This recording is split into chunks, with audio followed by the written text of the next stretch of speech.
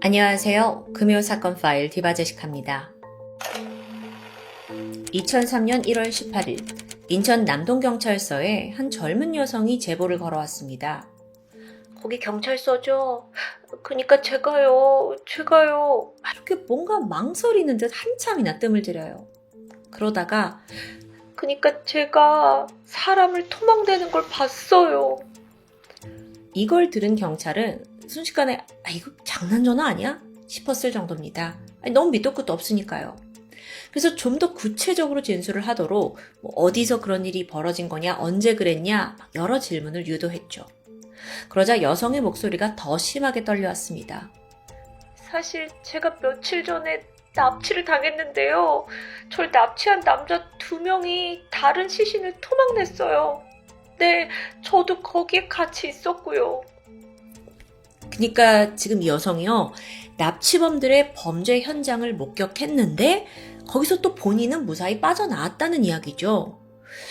이게 쉽게 좀 믿기 힘든 이야기지만 이게 만약 사실이라면 엄청난 강력 사건을 의미합니다. 경찰은 즉각 여성을 찾아 나섰고 그녀를 만나 명확한 사실을 파악하게 됩니다. 해당 여성은 당시 32살이던 이 씨. 그녀는 그 문제의 두 남성을 화상 채팅에서 알게 됐다고 말합니다. 그러니까 온라인에서 만나서 대화를 나누다가 실제로 만남을 갖게 된 거죠. 처음엔 수상한 낌새를 전혀 눈치채지 못했어요.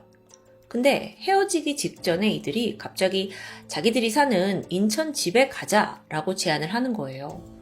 아직은 그래도 잘 모르는 사이인데 이 씨는 이걸 거절하게 되죠. 그리고 이때부터 지옥이 시작됩니다.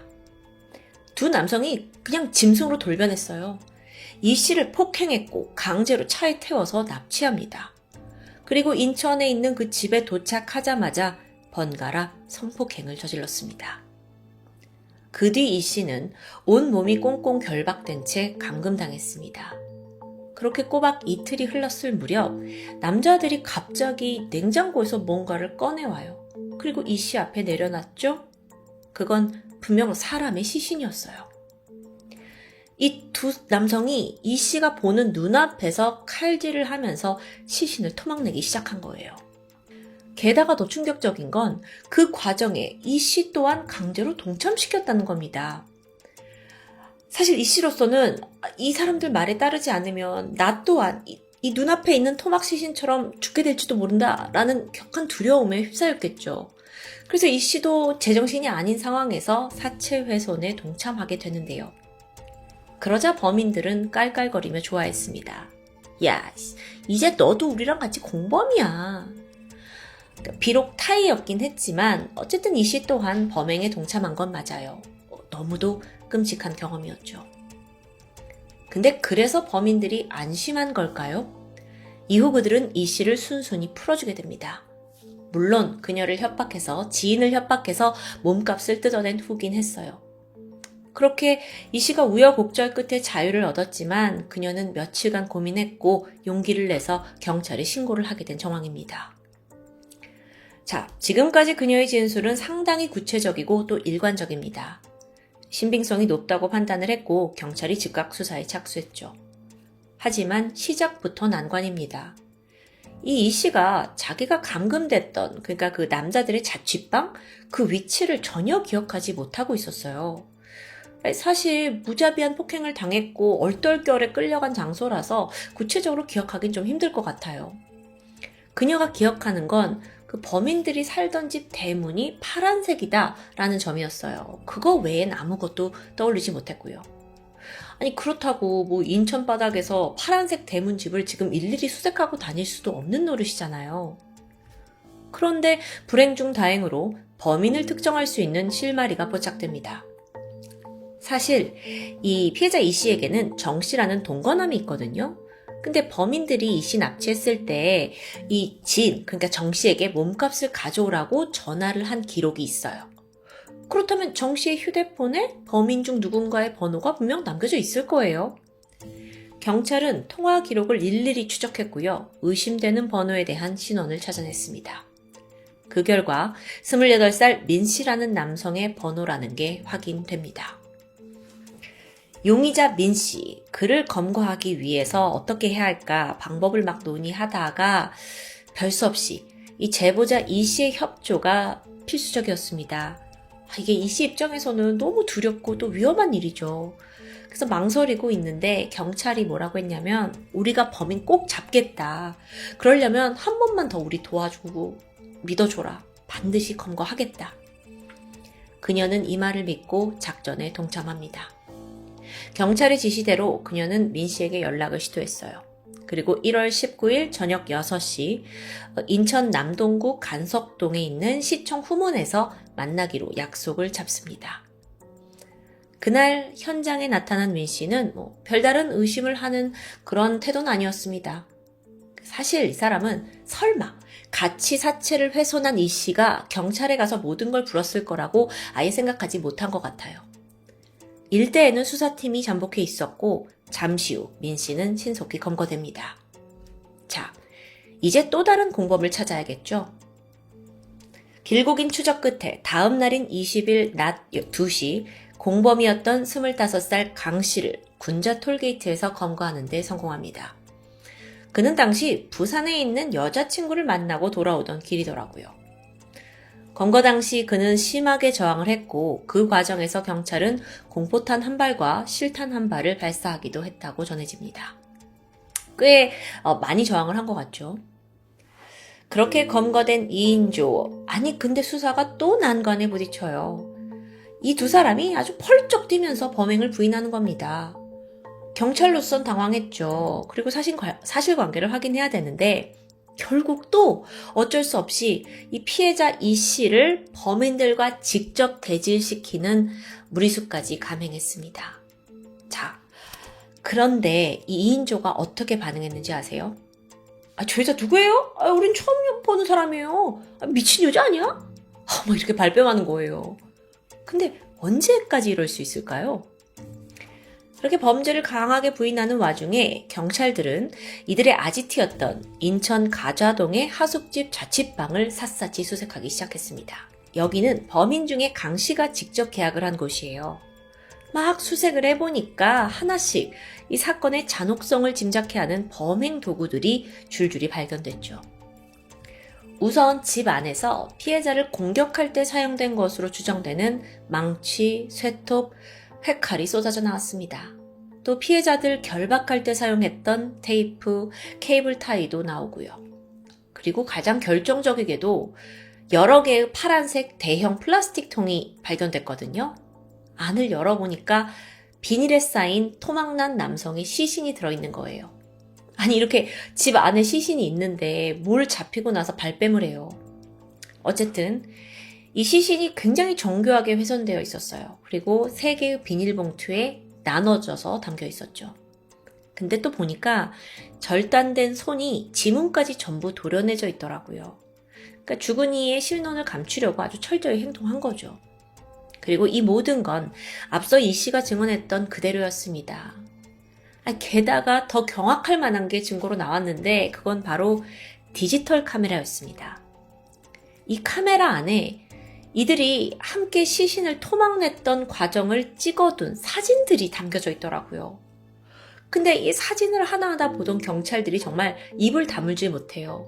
왜냐면 범인들 표정이요. 사체를 토막내는 상황인데도 불구하고 막 깔깔거리면서 되려 즐거운 표정입니다. 어떤 사진엔 V를 해가면서 환하게 웃고 있고요. 이거 너무 상상만 해도 소름 돋죠. 어쨌든 이렇게 명백한 증거 앞에서 이인조는 더 이상 발뺌할 수 없습니다. 결국 모든 범행 사실 인정했고, 자 그럼 이제 왜 죽였는가? 범행 동기가 궁금해집니다. 사실 알고 보면 그 죽은 피해자와 이들은 원한도 없고 일면식도 아예 없는 사람들이에요. 그럼 왜 죽이고 토막냈냐? 라는 질문에 주범격이었던 강 씨가 대답합니다. 그게요. 헤어진 애인의 현재 남자친구랑 목소리가 비슷하더라고. 짜증나서 죽였어요. 생긴 것도 뭐 같고. 살해 동기가 정말 허탈 그 자체예요. 이걸 앞에서 듣고 있던 경찰의 심정은 어땠을까요? 진짜 머리 한 대 받고 싶었겠죠. 사건의 전말은 이렇습니다. 주범인 강 씨 그리고 공범 민 씨는 영등포 구치소에서 깜빵 동기로 만났습니다. 출소를 한 후에 둘은 일자리를 얻지 못한 채 돈이 궁해지니까 함께 범죄를 모의하기 시작했죠. 2003년 1월 11일 날 강 씨는 자기 그 인천 자취방에 민 씨를 불러서 구체적인 범행 계획을 세웠습니다. 그게 뭐였냐면, 야, 자가용 영업하는 사람을 한번 우리가 털어보자 라는 거예요. 그래서 그 사람의 돈과 차량을 갈취하자는 내용인데, 여기서 자가용 영업이라는 건 뭐냐면, 택시처럼 허가를 받은 차가 아니라 본인의 자차로 승객들을 태워다 주는 불법 영업을 말합니다. 이게 지금은 많이 줄었는데 그 당시인 2000년대까지만 해도 사실 암암리에 꽤나 이루어지고 있었다고 해요. 이게 워낙 불법이다 보니까 그걸 약점으로 잡으면 피해자들이 차와 돈을 뺏겨도 신고를 못할 거라고 생각한 거죠. 그렇게 두 사람은 회칼 2자루, 그리고 40cm짜리 부엌용 칼, 또 여러 결박할 수 있는 도구 등을 준비합니다. 그렇게 그 모의를 한 당일, 계획을 하자마자 바로 밤거리로 나와서 대상을 찾기 시작했죠. 저녁 9시 두 사람은 수원시 권선구의 버스터미널 앞에서 생활정보 책자를 뒤적거렸다고 해요. 그리고 여기서 광고에 나온 자가용 영업자의 연락처를 발견해서 전화를 겁니다. 저희가 있는 곳으로 좀 와줄 수 있죠? 하고 그를 유인하게 되죠. 이때 등장한 피해자가 바로 살해된 26살의 오 씨입니다. 이들이 오 씨에게 25만 원을 줄 테니까 당장 강릉에 가자고 요구했어요. 수원에서 강릉까지. 비록 먼 거리죠. 근데 이게 오 씨 입장에서는 큰 돈을 벌 수 있는 기회였어요. 그래서 아무런 의심하지 않고 이 두 사람을 태워서 강릉으로 차를 출발시켰죠. 자, 그런데 한편 범인 두 사람 입장에서는 이 지역을 벗어나서 좀 더 한적한 곳으로 유인한 꼴이 된 겁니다. 그렇게 한참 달리던 오 씨의 차가 강릉 휴게소를 약 10km 정도 지난 밤 11시 40분, 2인조는 작전을 펼쳤습니다. 먼저 뒷좌석에 앉아있던 강 씨가 나 좀 소변이 너무 급한데 차 좀 세워줘요 라고 했어요. 그래서 잠시 후에 이 드라이버 오 씨가 영동고속도로 갓길에 정차를 하게 되죠. 그 순간 조수석 옆에 앉아있던 민 씨가 오 씨의 얼굴을 냅다 주먹으로 때립니다. 그러면서 뒷좌석에 있던 강 씨도 뒤에서 그를 위협하면서 회칼을 들이밀었죠. 이후 계속 가혹한 폭행이 이어졌어요. 그 충격이 얼마나 심했던지 차 뒷좌석의 창문 다 깨졌을 정도입니다. 사실상 오 씨는 무방비 상태였잖아요. 혼자서 이 옆에 있는 건장한 남성 둘의 공격을 막아내긴 역부족이고요. 이들은 피해자의 양손과 양발 결박했고 눈과 입에 테이프를 둘둘 감은 채 그를 뒷좌석에 태우고는 다시 강 씨의 자취방에 있는 인천으로 되돌아옵니다. 1월 12일 새벽 5시 반, 집에 도착한 이들은 여태까지 범죄가 너무 피곤했는지 오 씨를 일단 안방에 옮겨놓고 잠을 청하게 돼요. 그리고 오 씨가 이때를 노렸습니다. 2인조가 잠든 걸 확인하고 탈출을 시도한 거예요. 필사적으로 팔을 움직여서 일단 이 케이블 타이를 좀 느슨하게 만들었어요. 그리고 천만다행히도 양발에 묶여있던 케이블 타이를 풀어내게 돼요. 그런데 지금 이 상황이 사실 눈과 입은 여전히 테이프로 감겨져 있거든요. 손도 묶여있긴 하고요. 두 발만 자유로워진 상황에서 오 씨가 마음이 급해졌습니다. 그래서 당장 도망을 치려고 했죠. 아침 10시쯤 앞이 잘 보이지 않는 상황에서 더듬거리면서 입구를 찾다가 그만 보일러실에 부딪히고 맙니다. 그 시끄러운 소리에 강 씨와 민 씨가 잠에서 깨어났고요. 이 새끼가 어딜 도망쳐? 분노한 두 사람은 그때부터 오 씨에게 또다시 무차별한 폭행을 휘둘렀습니다. 이때 걸레자루, 온갖 도구들 보이는 대로 잡아서 때렸어요. 그리고 또 분이 안 풀렸는지 강 씨가 테이프를 추가로 가져와서 오 씨의 얼굴 전체를 아예 둘둘 휘감아버리는 엽기적인 짓을 저지릅니다. 이러면 사람이 숨을 못 쉬잖아요. 그래서 오 씨가 몸부림쳤죠. 그리고 잠시 후 그는 질식사로 사망하고 맙니다. 어라? 죽어버렸네. 이인조는 곧장 다음 피해자를 물색했습니다. 이때 대상이 된 사람이 바로 이 씨예요. 앞서 경찰에 제보를 했던 이 씨요. 오 씨가 사망하고 불과 다음 날인 1월 13일 밤 9시 30분. 두 사람은 화상 채팅에서 만난 이 씨에게 25만 원을 내가 줄 테니 같이 월미도에 가자라고 뀌어냈어요. 그렇게 월미도 한적한 공터에 도착했죠. 그리고 나서 이제 시간을 좀 보내고 얼마 안 가 본색을 드러냅니다. 폭행을 휘둘러서 이 씨를 납치하고 인천 다시 자취방으로 데려와요. 범인들은 거기서 그녀를 강간했습니다. 그리고 그것도 모자라 끊임없이 생명을 담보로 협박을 합니다. 사실 이게 사람을 죽인 지 지금 24시간 정도밖에 지나지 않은 시점이에요. 그러니까 뭔가 살인에 대한 부담감이 없어진 걸까요? 아니면 뭔가 약간 난 이미 사람을 한번 죽여봤어. 이것에 대한 과시였을까요? 일부러 이 씨를 앞에 두고 막 들으라는 듯. 야, 얘 죽일까? 아니야. 오늘까지 살려두자. 그럼 내일은 어떻게 죽일까? 막 듣는 사람 오금이 저릴 만한 이야기를 막 장난처럼 서슴없이 꺼냅니다. 이 씨는 온몸이 결박된 채 덜덜 떨면서 이 지옥 같은 시간을 버텨야 했고요. 그러다 잠시 후 앞서 살해한 오 씨의 시신을 가져오더니 급기야 훼손까지 동참시킵니다. 그리고 이 과정에서 이 씨에게 함께 사는 동거남이 있다는 걸 알아냈어요. 그리고 그에게 돈을 뜯어낼 계획을 세우게 된 거죠. 14일 아침입니다. 일당은 동거남 정 씨에게 전화를 걸어서 몸값 250만 원을 요구합니다. 그리고 돈 받았어요. 약속대로 그녀를 풀어줬죠. 이땐 물론 너도 우리랑 같이 시신을 훼손했으니까 공범이다 라는 전제가 깔려 있었어요. 게다가 또 한 가지 조건이 있었죠.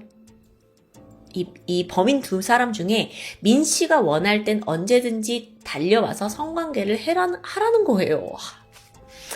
그러니까 완전히 이 씨를 놓아준 게 아니라 막 자신들이 조종할 수 있는 성놀이개로 삼겠다는 거죠. 저는 지금 이 스토리를 들려드리면서도 이게 진짜 국내 사건이 맞아? 할 정도예요. 무슨 공포 영화에서나 볼 법한 정말 앞뒤 생각 없는 너무 엽기적인 범행이죠. 근데 쉬라고요. 다행히 두 사람은 검거됐고 이젠 재판 결과가 궁금합니다. 주범인 강 씨에게는 최종 무기징역. 하지만 공범이었던 민 씨에게는 고작 징역 7년이 선고됩니다. 그 이유는 민 씨에게는 살인 방조죄만 적용됐기 때문이에요. 또 이 씨를 살려보냈다는 것도 참작이 되었다고 하고요. 이게 말이 되나 싶어요. 이 사건이 20년 전 사건이라 그런 걸까요? 형량이 너무 낮은 거 아닌가요? 지금 그럼 민 씨는 출소를 해서 멀쩡히 살아가고 있다는 거잖아요. 또 모르죠. 또 다른 죄를 저질러서 감방에 있을지도요. 한편 주범인 강 씨는 무기징역을 받긴 했지만 20년의 형기를 채운 상태라서 가석방의 가능성 또한 열려 있습니다. 여러분, 오늘 사건은 그 엽기성과 잔혹성에 비해 국내에 그렇게 많이 알려지진 않은 것 같아요. 2000년대 초반만 하더라도 워낙 강력 범죄가 많았던 시기라 대중에게 좀 금세 잊힌 탓도 있습니다. 근데 금세 잊히는 게 결코 좋은 게 아닙니다. 살아남은 피해자는 얼마나 두려움에 떨며 살고 있을까요? 또 유가족은 얼마나 억울하냐고요. 그런 의미에서 당시의 판결은 제3의 공범이나 다름없지 않을까라는 우려가 듭니다. 앞으로 살아가야 할 피해자의 남은 인생을 또다시 지옥으로 빠뜨리지 않았으면 합니다. 지금까지 금요사건 파일 디바제식합니다. 안녕하세요. 금요사건 파일 디바제식합니다. 인천광역시 계양구 작종동에 위치한 아파트 단지 놀이터에 2000년 8월 5일 4명의 아이들이 옹기종기 모여 있었습니다. 아직 초등학교도 들어가기 전인 7살 순진무구한 아이들이었죠. 시간은 저녁 8시 15분쯤, 꽤 늦은 시간이었지만 여름이었기 때문에 아직 해가 저물지 않아 밝았습니다. 바로 그때 아이들 뒤로 인기척이 들립니다. 정체모를 한 낯선 남성인데 대뜸 아이들한테 현대백화점에 가려면 어느 쪽으로 가야 하니? 라고 묻게 되죠. 그러자 7살 한 아이가 선뜻 나섰습니다. 아주 야무지게 현대백화점까지 가는 길을 알려줬지만 이 남자는 설명을 잘 못 알아듣는 듯 했어요. 그러더니 급기야 혹시 현대백화점까지 같이 가줄 수 있냐고 물었죠. 아이가 흔쾌히 수락했고 별 의심 없이 남자를 따라 나섭니다. 그리고 잠시 후 아이가 몇 발자국도 걷지 못하고 돌연 길바닥에 쓰러지고 말아요. 주변에 검붉은 피가 흘러나왔죠. 남자가 흉기를 꺼내서 아이의 배를 찔렀기 때문입니다. 이 모든 상황은 함께 놀던 3명의 아이들 또한 똑똑히 목격했습니다. 남자는 급하게 도주했죠. 잠시 후 아이는 병원으로 옮겨졌지만 과다출혈로 인해 목숨을 잃고 말았습니다.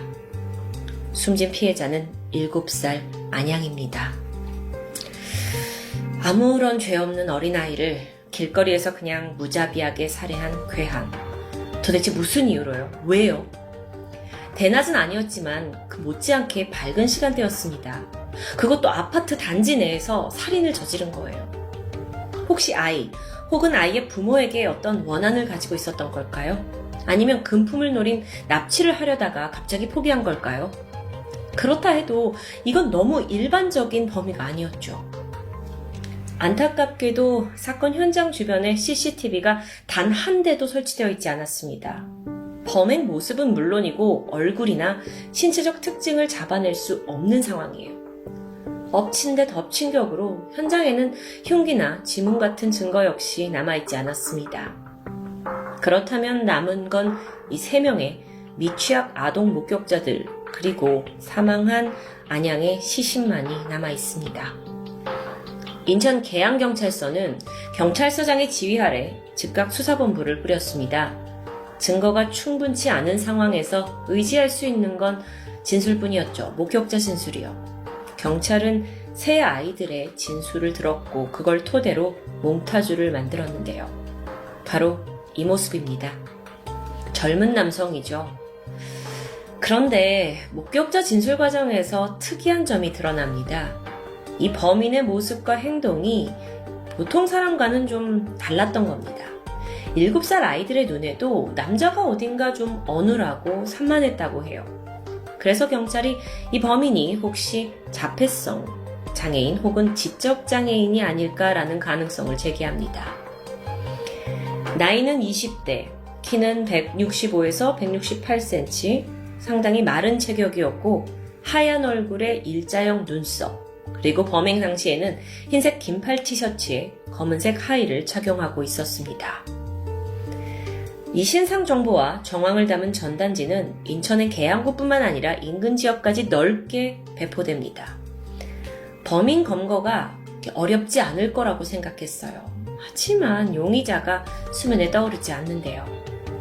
결국 사건 한 달 후인 2000년 9월 2일, 이 사건은 KBS 공개수배 사건 25시라는 당시의 유명한 TV 프로그램을 통해 전국으로 나가게 됩니다. 방송이 효과가 있었어요. 우선 사건을 접한 많은 국민들이 엄청나게 분노했고요. 그래서 경찰 또한 그 기회를 발판 삼아 수사 인력을 총동원할 수 있었죠.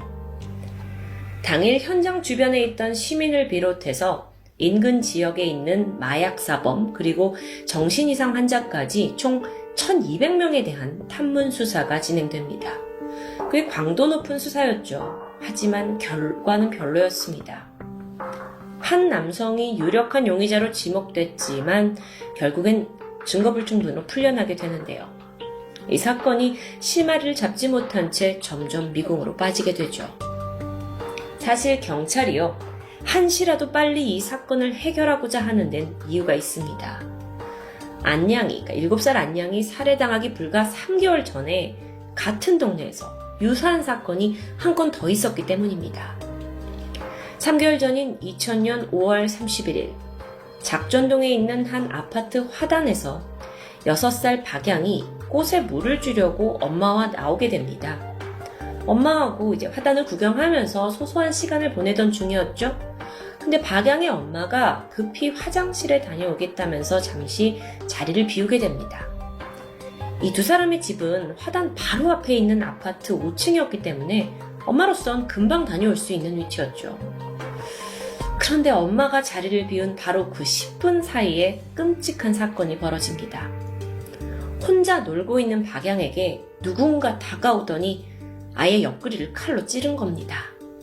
범인은 즉각 도주했고 아이는 영문도 모른 채 피를 흘리며 쓰러졌죠. 잠시 후 돌아온 엄마가 기겁을 하면서 아이를 급하게 병원으로 옮겼는데요. 안타깝게도 박양은 목숨을 잃고 말았습니다. 안양대와 마찬가지로 이 현장에 CCTV가 없었어요.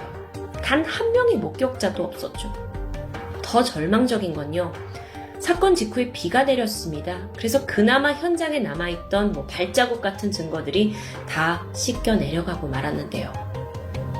근데 이 사건의 경우에 초반에 범인으로 지목된 사람이 다름 아닌 박양의 엄마였습니다. 그러니까 목격자가 워낙 한 명도 없는 상황에서 아이를 혼자 두고 화장실에 다녀왔다라는 진술이 얼마든지 조작할 수 있다고 본 겁니다. 하지만 조사 결과 엄마에게는 어떠한 혐의점도 발견되지 않아요. 엄마 입장에서는 억울하게 지금 아이를 잃었는데 딸을 살해한 범인 취급을 받은 그런 상황이었죠. 답답합니다, 정말. 그리고 3개월이 지났는데 또 한 번 인근 놀이터에서 유사한 안양 살인사건이 벌어진 겁니다. 경찰은 즉각 동일범의 소행을 의심했습니다. 두 사건이 여러모로 비슷하니까요. 금품 갈취나 성폭행, 성추행이 목적이 아닌 듯 했고요. 칼 같은 예리한 흉기를 미리 준비해서 단 한 번만 찔러서 살해한 점도 동일합니다. 두 살인사건 모두 경계심이 적고 힘이 약한 어린 여자아이를 대상으로 했다는 점도 같습니다. 무엇보다 이 두 사건이 발생한 장소는요, 1km 미만으로 아주 가까운 위치예요. 그러니까 당연히 이 사건은 동일범으로 볼 수밖에 없겠죠. 그래서 경찰이 그렇게 연관을 지어 수사를 진행합니다. 하지만 범인에 대한 추측이라고는 몽타주 한 장이 전부였어요. 그나마 수사를 통해서 등장한 유의미한 추론은 있습니다. 바로 안양 살인사건의 진범이 아주 높은 확률로 현장 인근에 있는 아파트 혹은 근처에 거주했거나 거주한 경력이 있는 사람이라는 점이었죠. 자, 그 이유를 어떻게 찾을 수 있었냐? 범행 당시에 그가 안양에게 건넸던 그 말, 현대백화점으로 가려면 어디로 가야 되니? 여러분, 2000년 사건 당시에 계양구 작정동에는 현대백화점이 존재하지 않았습니다. 그나마 가장 가까운 지점은 옆 동네인 부평에 있었죠. 참고로 그 백화점도 이제는 폐점하고 2001 아울렛으로 명칭이 바뀐 상태입니다. 그러면 왜 용의자가, 범인이 어린 아이들한테 같은 동네도 아니고 옆 동네 백화점이 어떻게 가는지 그걸 물어봤을까요? 심지어 사실 여길 가려면 차나 버스 같은 교통수단을 이용해서 꽤 이동을 해야 합니다.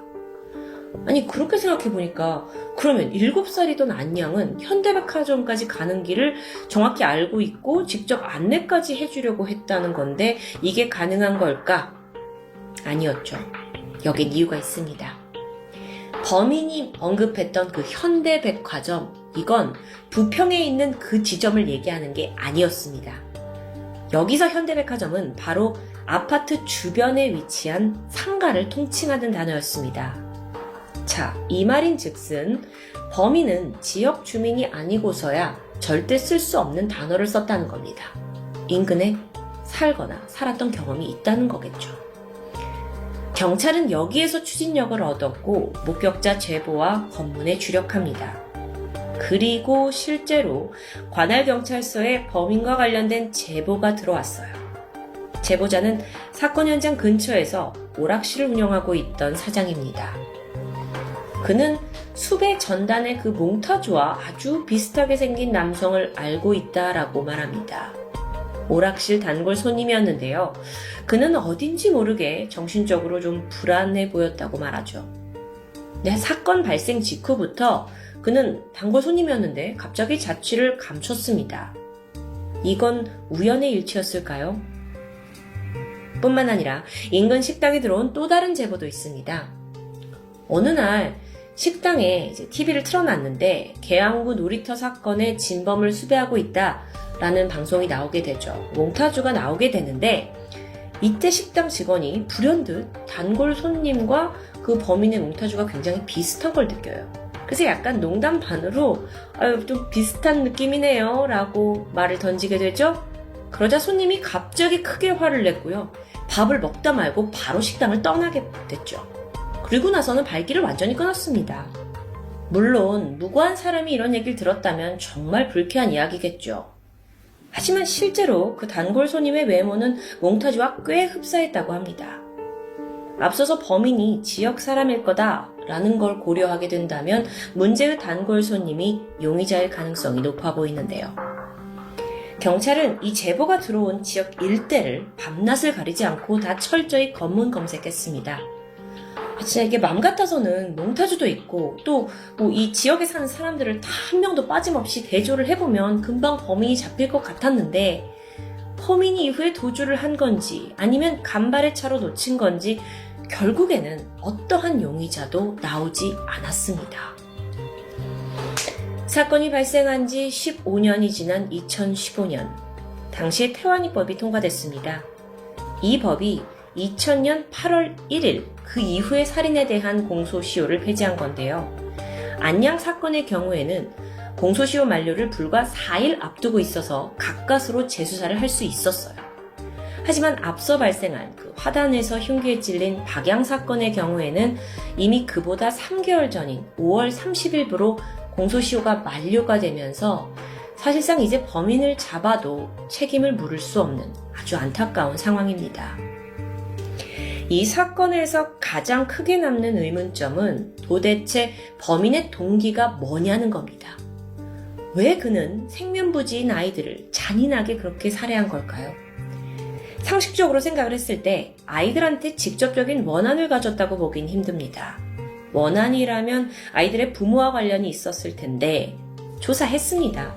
박양, 안양 이 두 아이의 부모 주변에 원한 관계를 가질 만한 사람이 있느냐? 전혀 나오지 않았어요. 그럼 범인은 왜 이런 묻지마 방식으로 길에서 눈에 보이는 어린 여자아이를 타겟으로 정한 걸까요? 그 부분에 대해선 여전히 풀리지 않고 있습니다. 그리고 그런 범인이 지난 20년간 어떻게 자신의 잔혹한 범죄 본능을 그저 숨기고 살고 있을지도 의문인데요. 2022년 현재 두 사건의 범인은 여전히 검거되지 않았습니다. 그 말인즉슨 우리 주변에 아직도 있다는 거죠.